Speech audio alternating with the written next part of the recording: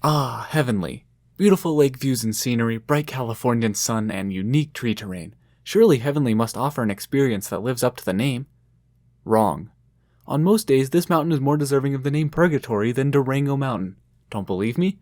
Well, here it is, a hater's guide to Heavenly.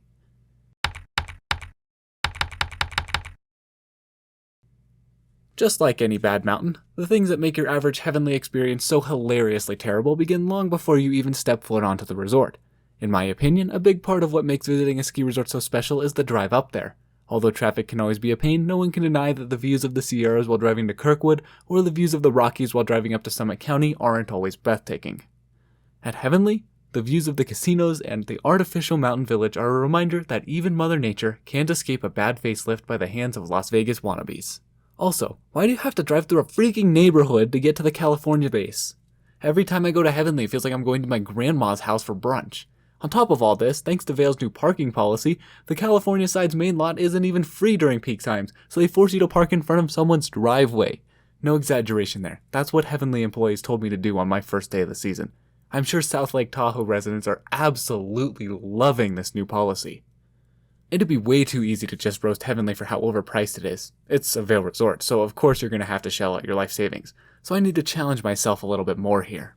You'd think you'd get a world-class experience given the price, but why would you? It's Vail. Heavenly's a mountain that takes pride in how many passes they've revoked throughout the season. I'm not joking, there's literally a sign right outside the entrance. It's great to see how committed you guys are to ruining people's days. And do I even want to know specifically what you're revoking passes for, or would that just make it even worse? Yeah, for once ever, I think I'm going to condone the corporate secrecy that is the Vail Resort's web of lies. So, let's get to the train wreck that's the on-mountain experience. Seriously, if there's someone who actually understands how to get around Heavenly, let me know in the comments. You can write the Insider's Guide. He might unironically also be eligible for a Nobel Prize. Despite my countless visits to Heavenly, I still don't fully know how to get down to the Nevada base. One of the ways of doing this requires you to walk around a freaking lake. I guess the folks at Heavenly thought looking at a lake wouldn't be nearly as cool as catwalking around one. 10 out of 10 decision, guys. For the 2 people on the continent who actually care, part of the draw of skiing at Heavenly is being able to ski between California and Nevada. For a resort that markets the living daylights out of this, you'd think that they'd be able to accurately tell you when you've crossed state lines. But there's a Welcome to Nevada sign on the Skyline Trail, even though you're still well within California. Seriously, Heavenly, you had one job! Heavenly's one of the largest resorts in California and claims that it has over 100 different trails. Now, Heavenly, is it really fair to say this when about half of those trails are freaking catwalks? If you thought Vail had some really bad catwalks, well, I got news for you. Heavenly takes things to a whole nother level.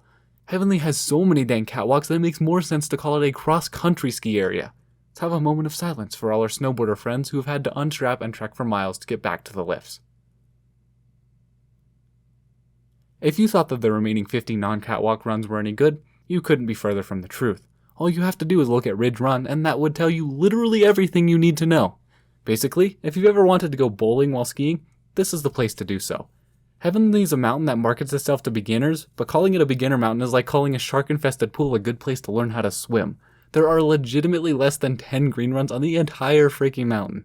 The best part is that the 7 beginner trails that exist aren't even directly connected by any green trails. So where do all the beginners end up? I'll give you 3 seconds to guess. If you guessed Ridge Run, or literally any of the other blues, then ding ding ding, you win a gold star. Okay, so maybe Heavenly's not great for beginners, but maybe it's just a mountain made for the more experienced? Now, I will admit that Heavenly has some pretty solid and extreme terrain in the Mott and Killebrew Canyon zones that it doesn't get enough credit for. That being said, the thought of lapping these areas makes me want to jump off a roof onto a bicycle seat. Let me see if I can explain how you're supposed to lap the upper gates of Killebrew in one breath. Start the timer. After skiing Killebrew, you'll have to first hike out of the canyon, which takes about 20 to 30 minutes, then ride the painfully slow Mott Canyon lift for 10 minutes, then ski all the way down to Dipper, then wait 30 to 45 minutes in the Dipper line, then ride Dipper for 6 minutes, then take another 15 minutes to push yourself along the flat California Trail to go to the California side, then wait in line for Sky Express for 30 to 60 minutes, then ride Sky for another 10 minutes, then push yourself along the flat Skyline Trail for 10 minutes all the way back to Milky Way Bowl, then sidestep up part of the bowl, and then traverse all the way across it to finally reach the upper Killebrew gates. Yeah, it's really painful. Okay, So the expert terrain is painful to lap, the beginner terrain is non-existent, and the intermediate terrain is filled with all the beginners that shouldn't be there. At least the lift system must be really great. It's a Vale Resort, so you already know that the lines extend up the run you just came down. The lift lines here are so long you'll start to wonder if you accidentally joined a queue for the new iPhone release. But Heavenly has some truly Olympia levels of choke points. Bonus if you get that. The California side is home to Sky and Powder Bowl.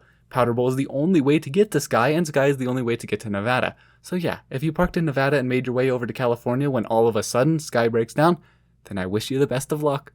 Trying to get back to Nevada at the end of the day via Sky Express reminds me of the literal mass exodus from California.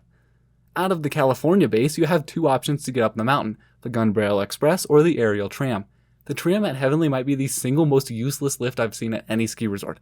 It's truly Heavenly's own monument to inefficiency.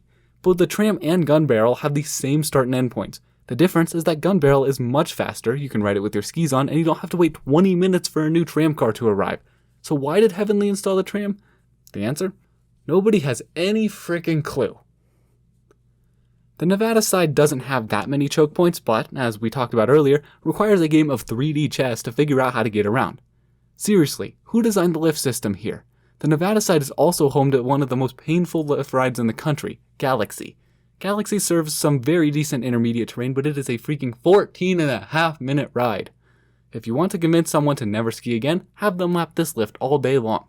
The funniest part is that a few years back, Heavenly upgraded this lift from a fixed grip double to a fixed grip triple. I will never in a million years understand why they didn't just upgrade this to a high-speed quad when they had the chance. This is seriously one of the funniest decisions I've seen a ski resort make. At the end of the day, the people are what truly make the Heavenly experience as memorable as it is. At Heavenly, you'll find the worst of the worst. If you thought Aspen's clientele are rude, try Heavenly's guests. I've literally heard a guy curse out a group of beginner ski school kids when they accidentally cut him off. Heavenly really feels like a tourist mountain. Long lines, rude people, horrible layout. Sounds a lot like most Six Flags parks. So if you've ever wanted to ski at a mountain that feels more like an amusement park than a destination ski resort, look no further. Heavenly's kind of like a beautifully decorated cake that's filled with dirt. The lake views make it look appealing at first glance, but once you try it, you'll never want to have it again. All my love, I'm out.